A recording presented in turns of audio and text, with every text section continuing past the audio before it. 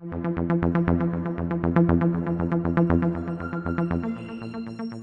bring out Todd Helbing, executive producer, Tyler Hoechlin, our Clark Kent, Elizabeth, also known as Bitsie Tulloch, our Lois Lane, and Brent Fletcher, executive producer.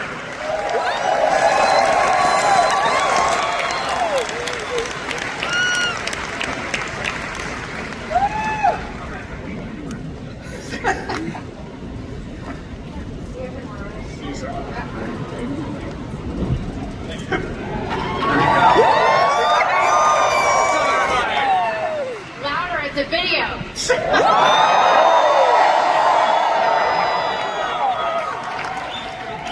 All right, so first of all, welcome you guys, and congratulations. Thank you. This has been a spectacular run. We've got so much to talk about. Todd, when this all started, when you went and first talked to Greg Berlanti, you asked him, "How do you do Superman differently?" What was his answer? Well, what the show became, we make it about family. And where did you take it from there? Because you do family in so many different ways. Well, maybe I should tell the story. Like, originally when Greg called me, I said no. It's like, you have Greg Berlanti calling, and it's Superman, you don't want to mess up Superman, so I'm like, oof, I don't know. I'm kind of burnt out. And then he's like, well, look, we just make it about family. And I thought about it, and I'm like, that's the best way to do Superman. It's, we can, if he's married to Lois Lane and has kids, you can get into the teenage drama, and you can put Superman in situations that he can't just use his powers to get out of. And so that's what we really leaned into, I think last year was a great example when Lois had breast cancer, and it's like, what are you supposed to do? He's just a loving husband. And so we just thought about all those moments and did it as much as we could. So, because the idea was more Friday Night Lights than Friday Night Tights. Friday Night Tights, yeah. But that sort of tone relies on two things: writing and acting. Because if you can't pull off that combination, you're going to miss the mark. When did you know, and Brent, you can also get in on this, when did you know that Tyler and Bitsie were ready for such a shift into that kind of storytelling versus what they'd already done in the Arrowverse? I mean, for me, it was when we first sat down and had dinner. I obviously was a big fan of both of them. I wasn't there when to see Tyler. You auditioned, did you? No. But I saw Bitsie audition, and so I auditioned. But it was like Vince comes on and you see her audition, it's like, that's Lois Lane in 2 seconds, So that was never a question I knew, but when we sat down the first time I had dinner and I was walking them through what I thought the show was supposed to be, and they were fully on board, and I could just tell, like, they also had chemistry, like, it was real, it was genuine. The first day I met Tyler, we were shooting The Flash, we were shooting Elseworlds, and I'm on my way to set, I'm 6 months pregnant. And all I remember thinking was, dear God, I hope this guy is not a douchebag. Because we had never met. And I was also hoping for like great chemistry. And then just like the instant... She was so disappointed when she got there. No, it was just magical. And we got so lucky. And I remember going to set that day being so nervous, like, this really needs to work. Because I had been told ahead of time that there was a small chance that if the fans really liked me and Tyler together, that it was possible that they would give us our own show. So I was like, I really hope this works, but I don't know about this guy. And it worked out well. Brent, when did you start, because you've been with the show since the pilot, when did you start to see that chemistry, that personal connection between Bitsie and Tyler that you guys knew you'd start writing to? I mean, I think from the pilot, the pilot is so strong. When that came in, all doubts were erased. And then for us, it was a little bit trying to make them, you say Friday Night Lights, trying to make them the couple that's the best couple on television, And every time we wrote something to that, they delivered. So it was like, oh, okay, we can add this to this and this to this, and it just kept improving. And I honestly believe to this day they're the best couple on television right now. Absolutely. Hands down. like honestly, I'm 150 years old. I've seen a lot of Lois and Superman pairings, and first of all, you look at Tyler Hoechlin and you're like, oh yes, he was genetically modified to play Superman. Like that kid probably had a cake with his diapers. But watching you two and the way Lois was established in that pilot of getting that essence of who Lois Lane has always been. When we started to watch it, I was like, oh, and the cool thing is, again, for different ages, this is a Lois and Superman that we will always hold on to. This is like a generation's Lois and Clark, and it is, it's been beautiful to watch because you've not only given them high drama stuff to do and great action stuff, but you've also given us a lot of levity and a lot of romance. When did that start to start to gel and be like, oh, this can be parents who also are very in love with each other? I think that barn scene, maybe episode 4 of the first season, it was really sweet and it was kind of sexy, and we were like, we're gonna keep doing that. Like, more of that, please. And then there was that great episode, I think it was Greg's 11, the whole flashback episode where they kind of meet and start falling in love. That was really fun. Yeah, there's that scene at the Daily Planet where you hit on him for the first time. Like, oh yeah. And then you did this little thing. Sat down, like, oh, that was great. So for Tyler and Bitsie, what did you guys think after the Elseworld stuff? And they said to you, hey, if this show goes, they're going to be dealing with real life problems. Were you like, that's a tough sell? That was what sold us on it. We were sold on the sort of like Friday Night Tights, which I've never heard and I love. The Friday Night Lights was a superhero element, but what we kept hearing from Berlanti and from Todd was it's going to be very grounded, and it's really a show primarily about family dynamics with, Superman and Lois Lane, of course, being these iconic characters, but that it was going to be grounded and it wasn't going to feel, not like highfalutin, but just grounded. Tyler, what about you? Because this was really one of the first times you got to play like full grown up. Because you literally just played a teen.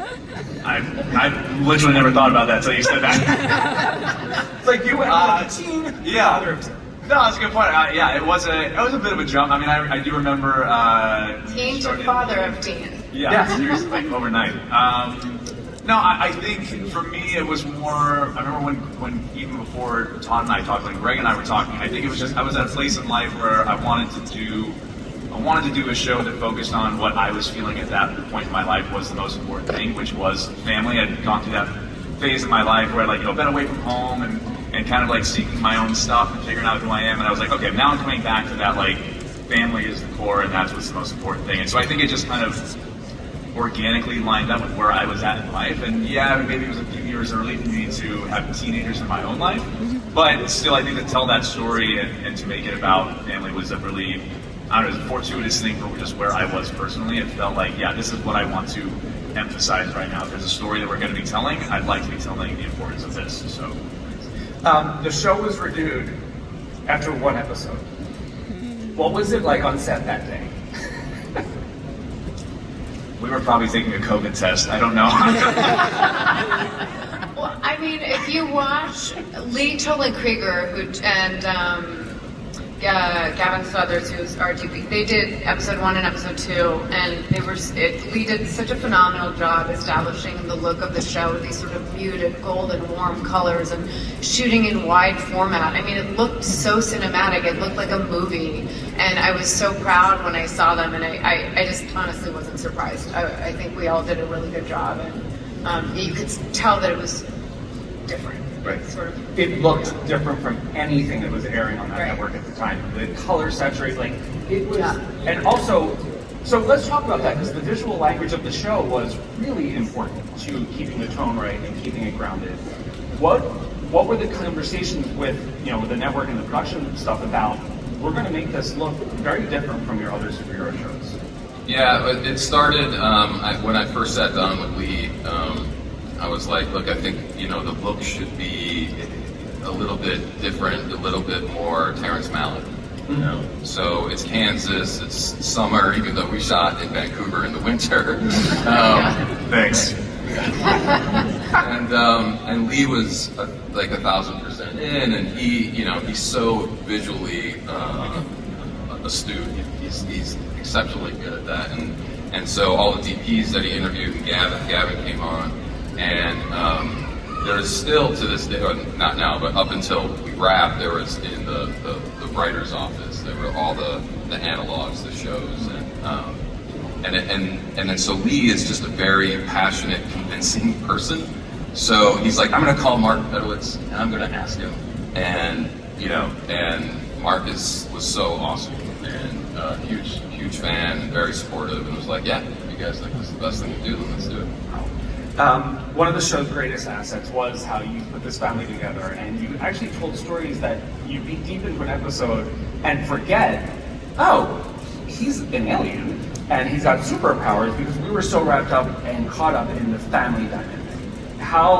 Who was the one that kind of like kept the balance of like spectacle and emotional? Yeah, I think that was all of us, the whole writing staff. I think we all just from day one, it was very clear from the pilot and from the second episode of what the show was going to be and what it needed to be, and so it was always the conversations we had.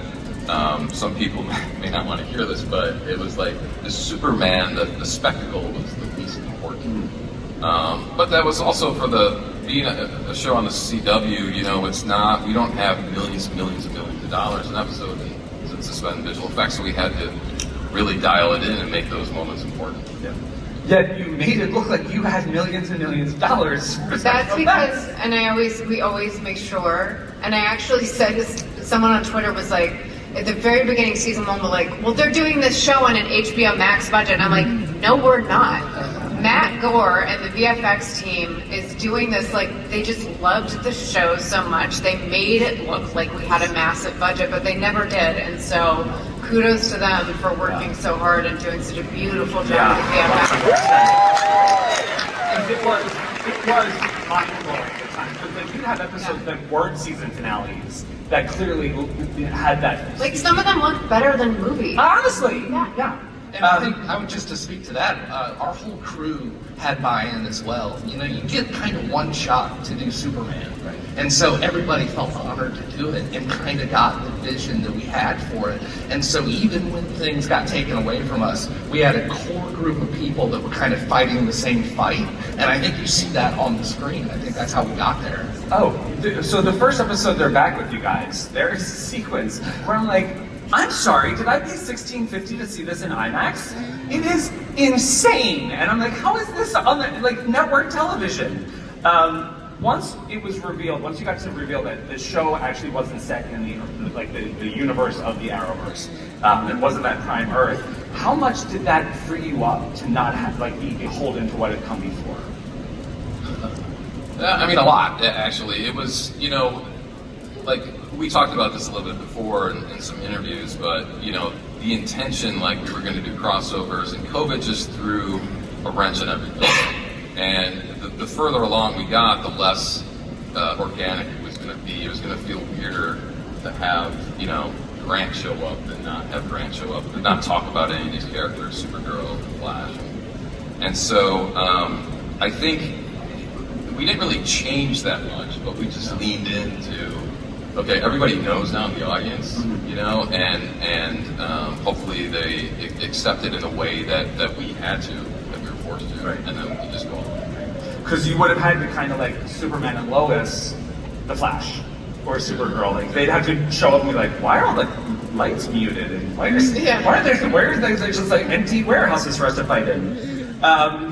Tyler, I know you have been asked this a million times, but I need, because we never got panels with you for this. Can you walk us through the process of being fitted for a Superman suit? It's his favorite. Which one? Well, actually, I want to say one thing, because it's kind of funny you say that. So, I realized the other day, the only time I've been here for Superman was 8 years ago, I think, before I'd even shot anything. So, this is like a real bookend for me, which is kind of weird, because I did this before I did anything, and now after we've done everything. So, kind of crazy. Those are the two occasions we've been here for that. But for the suit,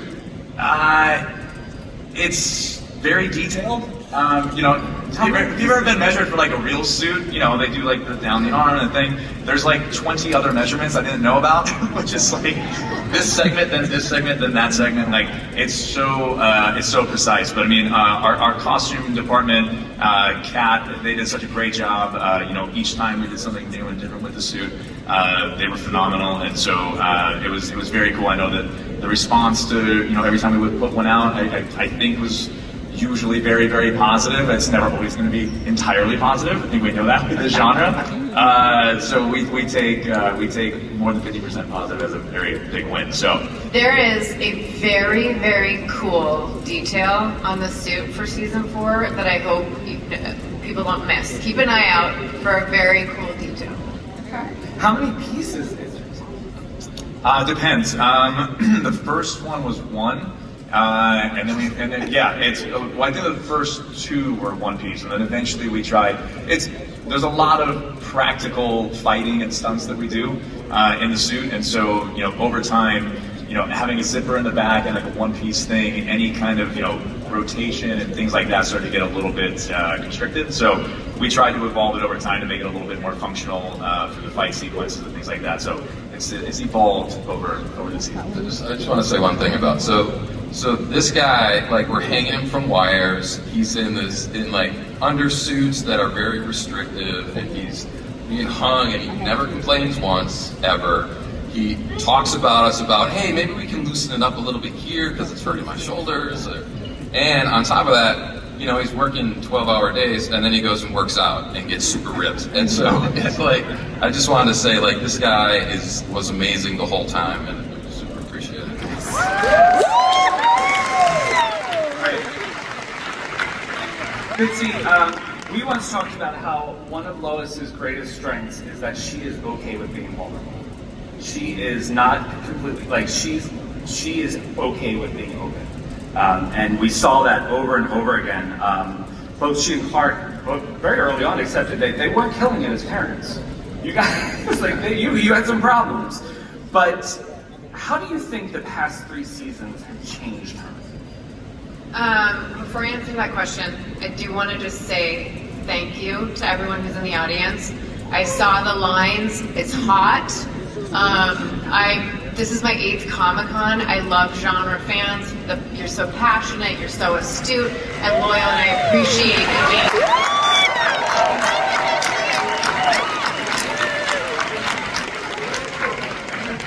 As far as the vulnerability, I mean, who here has seen the Brene Brown thing on how vulnerability is actually a strength? Yeah. And I kind of went into it being like, Lois isn't vulnerable. She's so determined and fierce and, you know, just, pursuit of truth no matter what.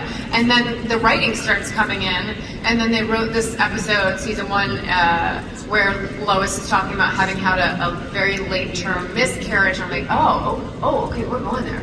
Okay. And the response to both that and the cancer storyline was so, for the most part, really positive. I know there were some fans who were like, it's too vulnerable, but I think at the end of the day, like, she's human and she's going through a lot, and she has 2 hormonal teenagers who are acting out all the time, and, you know, a husband who's like, where is he now? What's he up to now? Is he alive? Is he dead? I've got a lot going on. Over the course of the season, I think once the cancer storyline, because Todd gave me inflammatory breast cancer, which is the most deadly and aggressive. He could have given me, you know, a different kind of breast cancer, but no, gives me the worst.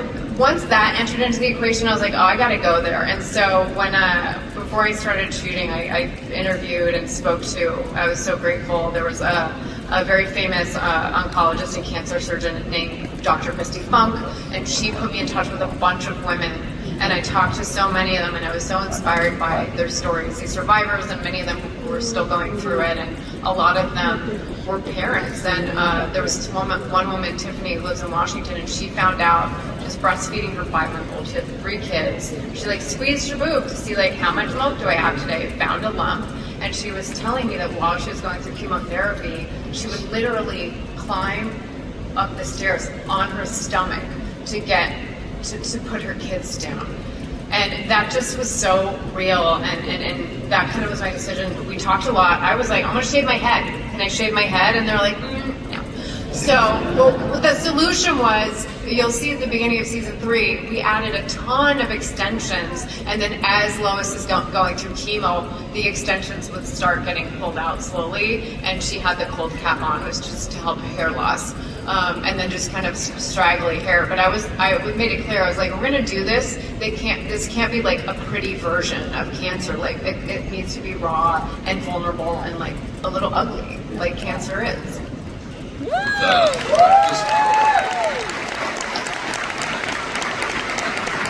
A, Bitsie killed it. Everything that we asked, she nailed. B, credit where credit's due, it was Brent's idea. Okay, so I wanted to know what inspired you to tell that story at that point. It was a couple of things. Just, every family's been touched by it. My mom had breast cancer, but it was not as severe as Lois's. And it was telling real stories that matter. I felt like we worked with Bitsie for 3 years. You don't have a better actress to play a role like that. And to not have, in a world of genre where there are magic crystals that can solve anything, to play it straight the whole time and never to give a superhero solve to it and to never drop it. You're going to see it in 4th season. We made a pledge to Bitsie, and she made the same pledge back to us, that we're never going to let that story drop as long as the show is on the air. And we paid off at the end. We paid off the whole time we're there, and I just felt like something like that, it's an opportunity for a show like ours to give something that worthwhile to the audience. Because what you did was you did what Superman does, and you gave hope. Yeah.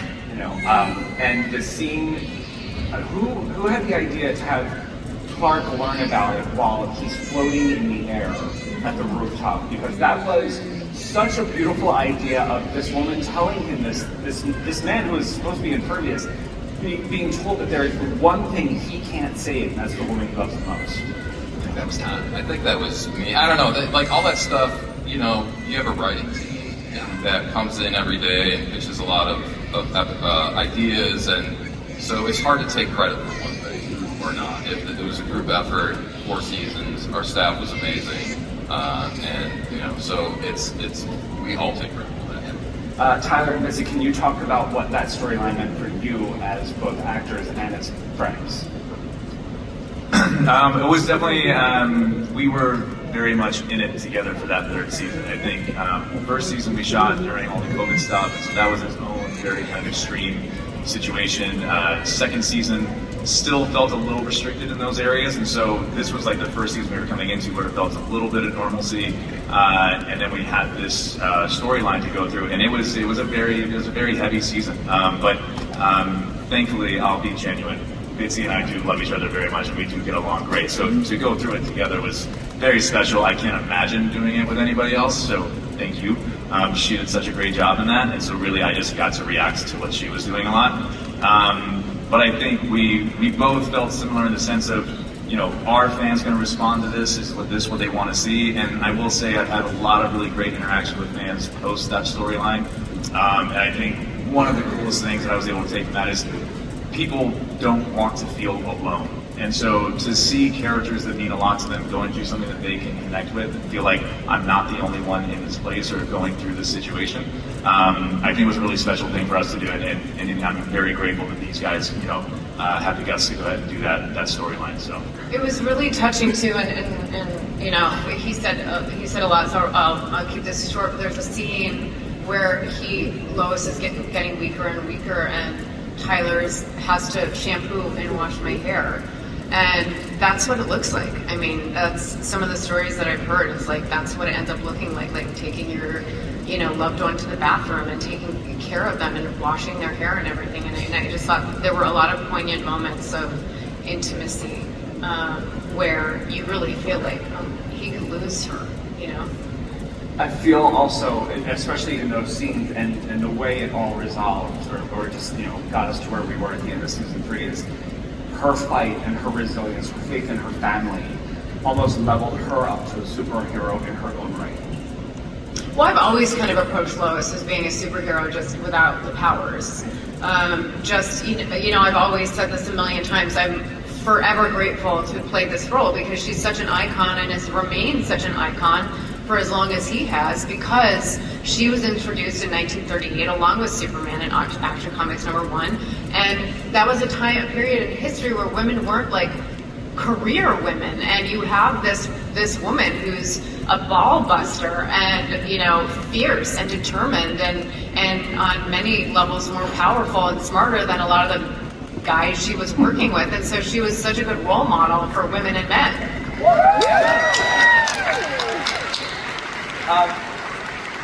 And now, Mom, let's talk about the kids. When you were building the rest of the family, what was that like? How many submissions did you get? What were you looking for? Because these kids have to be a reflection of Clark and Lois. Yeah, the search was a lot of fun actually, because there were so many talented people that we came across and that read for us, and they all brought something unique to it. But you know, and then when we did some tests with Jordan Elsass and We did chemistry reads. Ty and I did chemistry reads with the actors for Jordan, and then I flew in for that, and then I flew back down to do chemistry read with Jordan. You couldn't make it, for the Jonathan role, and Jordan Elsass was great. Alex was great. That was fun. Yeah, I think like the characteristics we were looking for was somebody as feisty, or somebody that represented her Lois without powers, and somebody that represented, you know, it's kind of like you're flipping it, one some powers, but yeah. And then Michael came in with Michael Bishop, right, and he came in perfectly. A different energy, but also still fits within, like, you feel like, oh yeah, he would have been in this family too. Yeah, and kudos to him, because he had such it's such a unique situation to walk into. Yeah. And I think, Tyler, you had a nice conversation with him. Like, we all talk to him in different ways, but you know, he just had to do his thing. and also kudos to David Rappaport, our casting director. He's cast so many of all of your favorite shows, but also apparently Michael Bishop had come close in the first go round. Yeah, so he was already sort of in the mix, and then I know he literally, we came in, we did chemistry reads, I think there were 3 finalists, and he had flown in from Australia, and it was pretty clear that it was going to be Michael, but he like had a return ticket to Australia, and we started filming, I'm not even without exaggerating, some like 4 or 5 days later, and they just said, okay, so you're staying.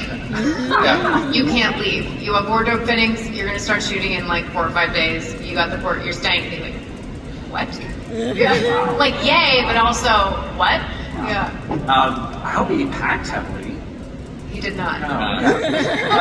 So, how many people on the show or crew have asked or gotten to like fly?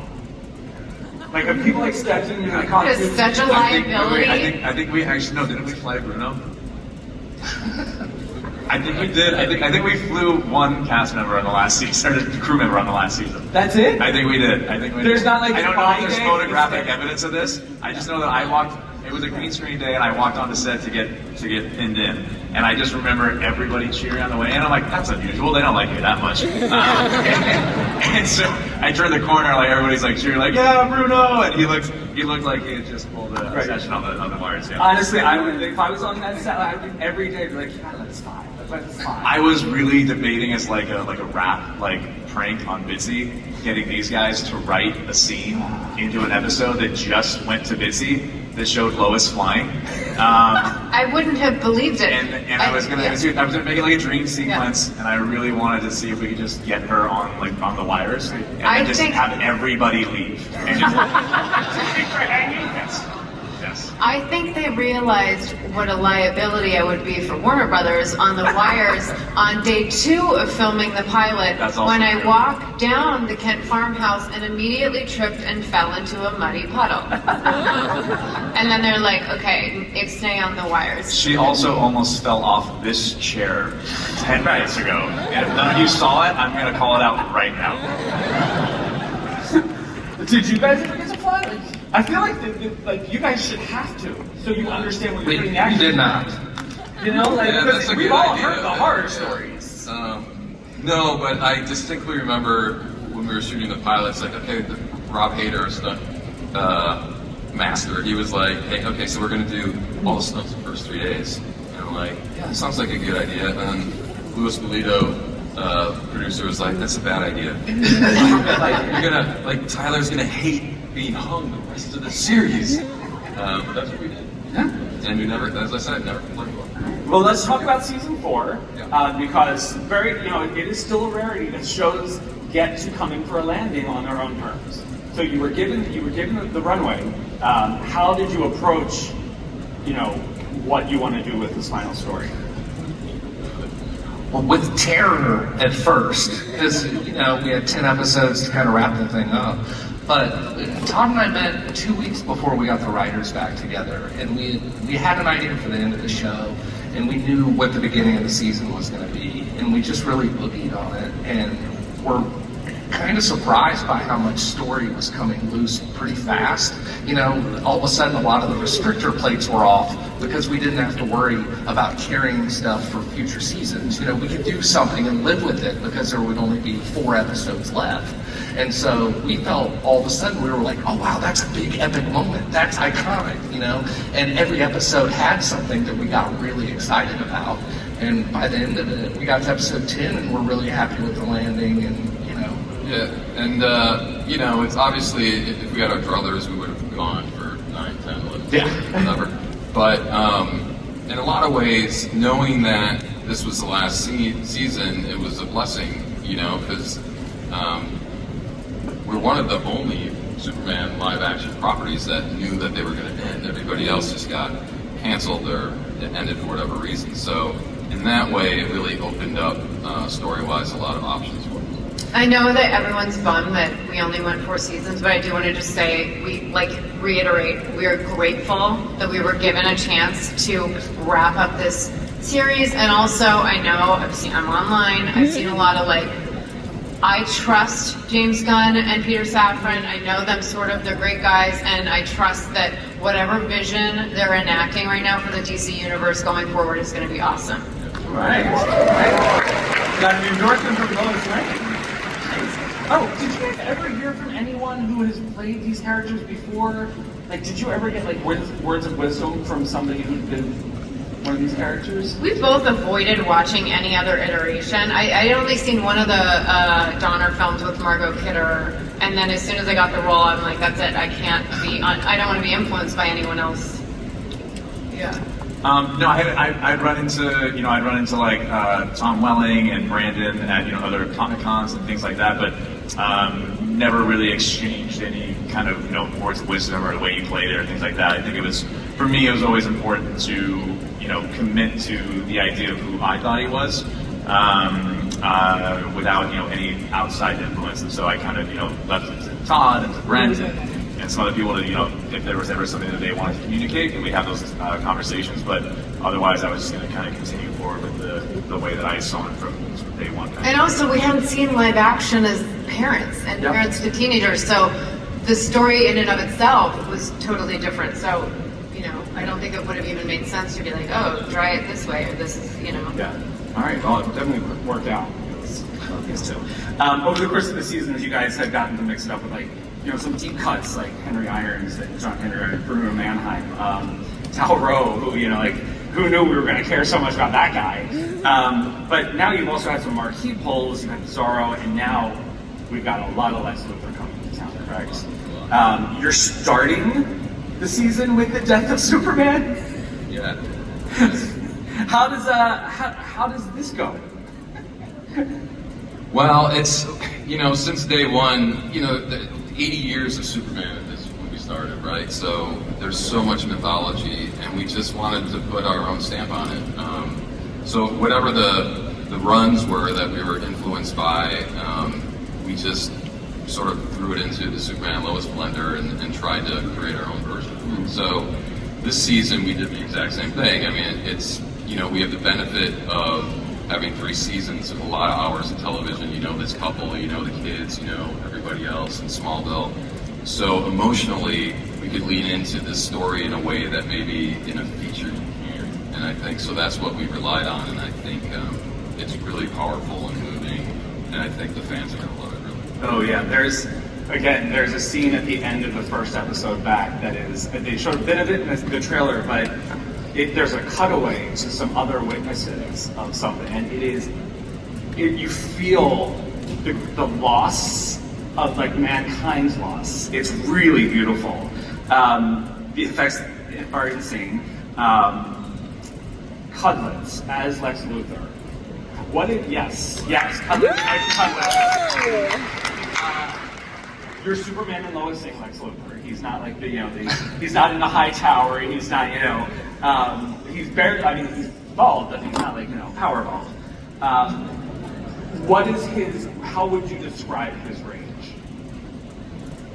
I mean, his range is justified in a lot of ways. That's what we found was interesting. It was an incident that happened where he was convicted for something he didn't do, although he had done all these other things. So we felt like that was a story engine that could go forever. Like a villain that's got a real beef is the best type of villain. And Todd and I, when we first talked about him, it was like a Cormac McCarthy character. We wanted that kind of the person that walks in the room and everybody is afraid of the moment that he walks into the room. And then when Michael Cudlitz signed up, we got that guy, and we're just like, we're going to ride this all the way to the end. And I think the twists and turns of this season, and seeing, who he's paired up with and seeing what his plans are, it's really compelling television moving forward. I need to also we should address, there's been a lot of reports, there were a couple months ago, it was like all these cast members are exiting,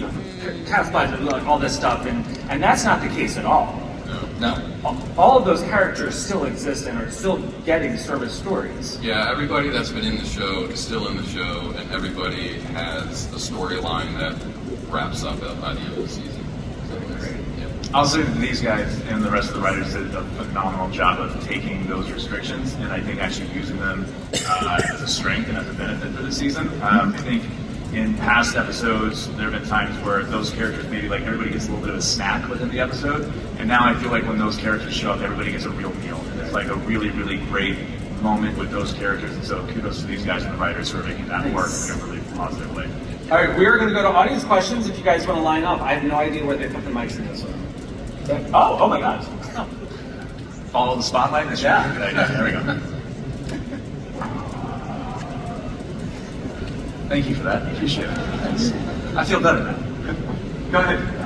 Hey everyone. I'd like to start off by saying that I really enjoy this series, and I think that it is a gem to anyone that considers themselves a DC fan. My question today is for Tyler, which is, what was your raw reaction when you put on the Superman suit for the first time?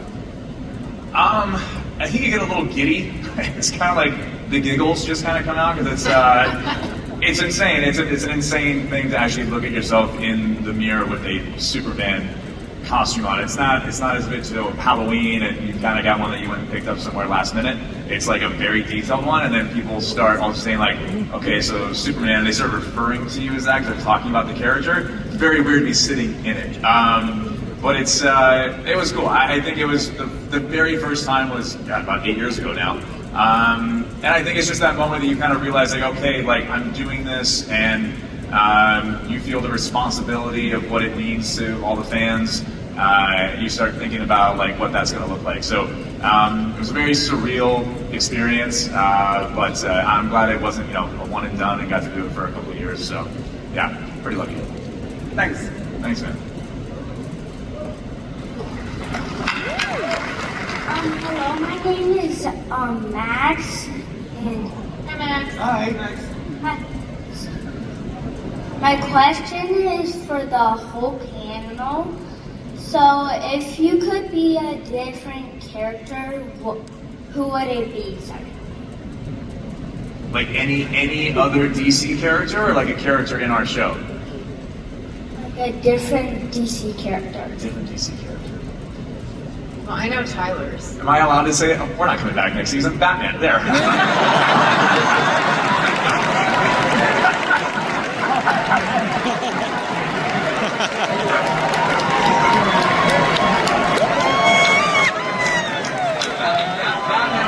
Batman was the character I grew up with. I I love that, man. But also, at the same time, playing the hero for a couple of years now, I'd also love to play a DC villain. Like, that'd be fun.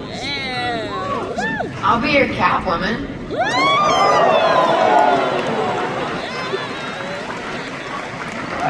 I'll go Brainiac.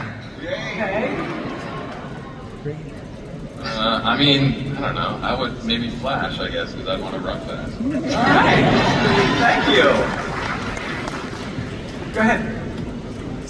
Hi, this is a question for Tyler. You played both classic hero and Superman, but also legendary villain in Sephiroth.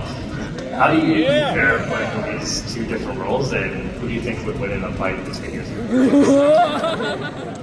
I mean, Reminders. Superman's winning. Yeah, I know. Superman's winning that fight, in my opinion. But no, I mean, it was very cool. Like I said, so being able to play the hero in one thing and then playing the, this iconic villain in another piece, really fun. Totally different vibes for the two characters. So being able to balance in between the two of those. It's also funny. It's kind of like you kind of need black and white for contrast, and so there were times where I'd actually do the voice of that character while we were filming. And it was a nice being able to look in the mirror and see like, okay, so this is Sephiroth, which emphasized certain things about Clark and about Superman and vice versa. So it was really fun to have those two things to bounce between. Thanks.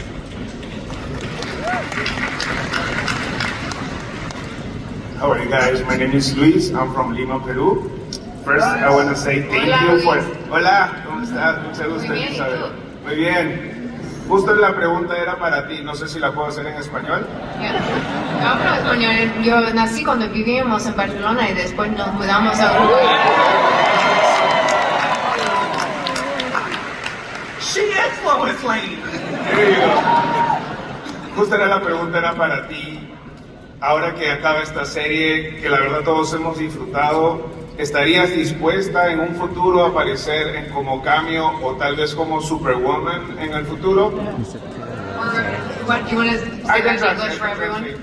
Now that unfortunately the series is ending, that actually everybody enjoyed, are you willing to be maybe appearing in the future movies now that there's a new area of Superman Hell yeah, sign me up. as a Superwoman?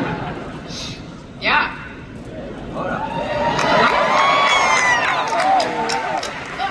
Look, I can even do the Tyler thing. Awesome, thank you. Go ahead. What's up, guys? This is Gregory. I'm a big fan. I love your show. And I just wondered, what was the best part of playing your roles? For me, it was, I always felt this way because I was only supposed to do 2 episodes on Supergirl when this first started 8 years ago.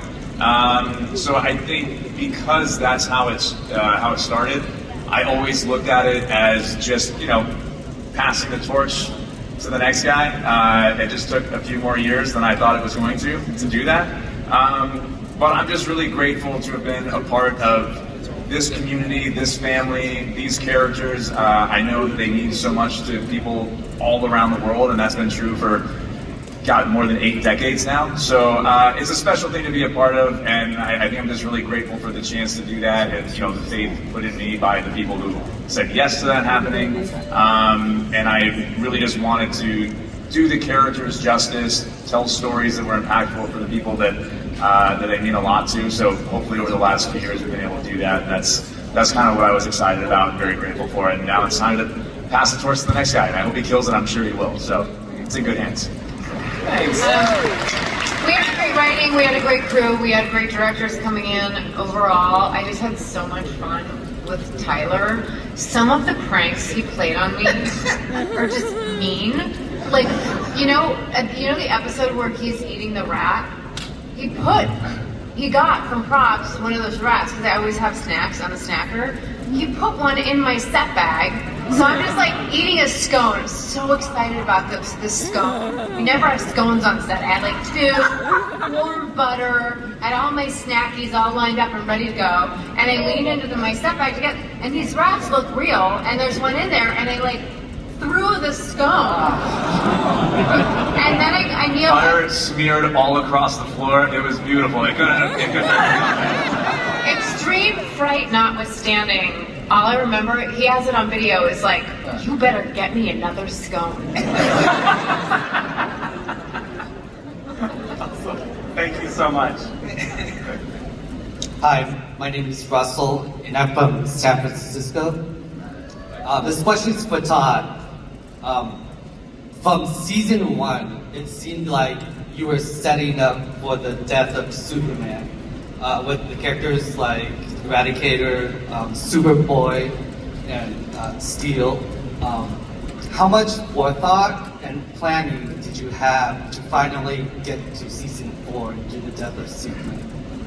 I mean, there was a lot of, from the early days, the pie in the sky scenarios. I think, we definitely had talked about, if we did do Death of Superman, can we do Reign of the Superman?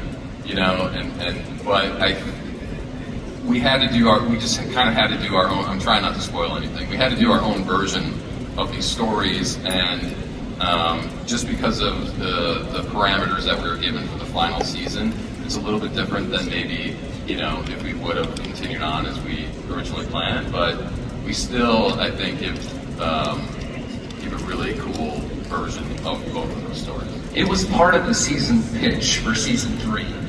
We kind of bled into season 4, so they got like a season and a half worth of a pitch when we pitched that. It still worked when we came back. Cool, thank you. Go ahead. My name is Adam, and I just wanted to ask if you could refilm the show and add Justice League characters to it, who would you cast as different Justice League characters? Todd?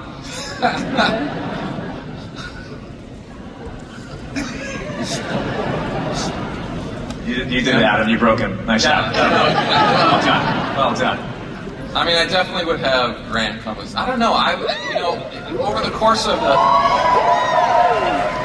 you work with a lot of these actors, and they become your friends, and and then they become the characters, and that's, Melissa is Supergirl to me, Flash is Grant, and so I would just bring everybody over.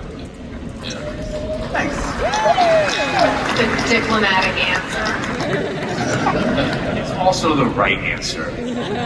But would you let Tyler play Batman also? For sure. Go ahead.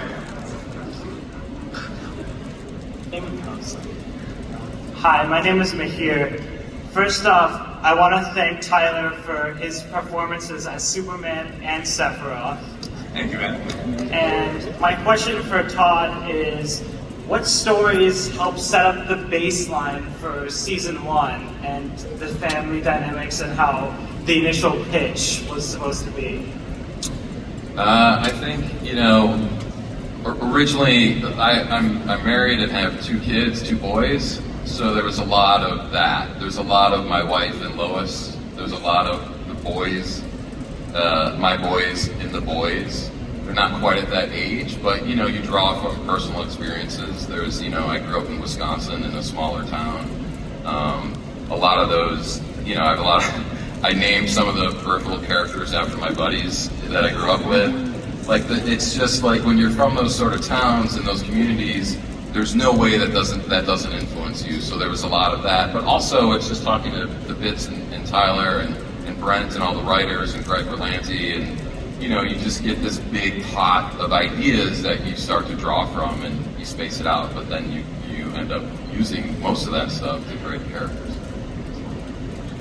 So unfortunately I have to cap it there because I'm so sorry, but we have a clip that's kind of long to start, guys. But this is an exclusive. No one has seen this yet. Probably have. I haven't seen this. So, and this is an exclusive in-the-room viewing only. No filming this. Save your spoilers for just like reaction emojis and whatnot. But we're gonna show you some stuff from episode 1. So. Oh my god! So fast. Since this is your final appearance as Superman and Lois, and you guys have all been together since day 1, I would like you to please step out front and take a bow. Guys, don't be side forward. be glad it happened because we get to have this show for the rest of our lives. Everybody, please give it up for Todd, Brent, Tyler, and Bitsie.